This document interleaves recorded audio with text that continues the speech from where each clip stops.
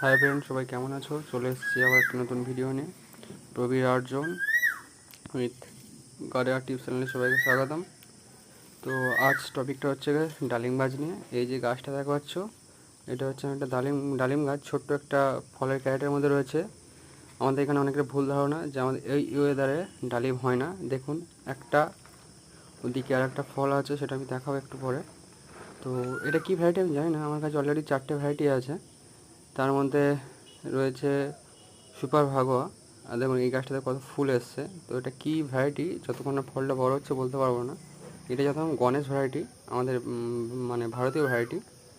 এটাতে food bearing ভালো হয়, দেখছি এটা ফুল অসংখ্য আসছে। ফলটা যখন ম্যাচিওর হবে আপনাদেরকে কেটে রিভিউ দেবো ফলটা খেতে কেমন হয়। এটা হচ্ছে সুপার ভাগোয়া। এটা হচ্ছে সফট সিড, মানে খেতে খুব সুন্দর নরম দানা।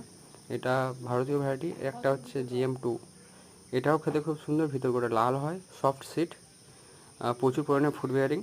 এটা হচ্ছে থাই ভ্যারাইটি। আর একটা পাশে যেটা রয়েছে এটা হচ্ছে অস্ট্রেলিয়ান ভ্যারাইটি। যদি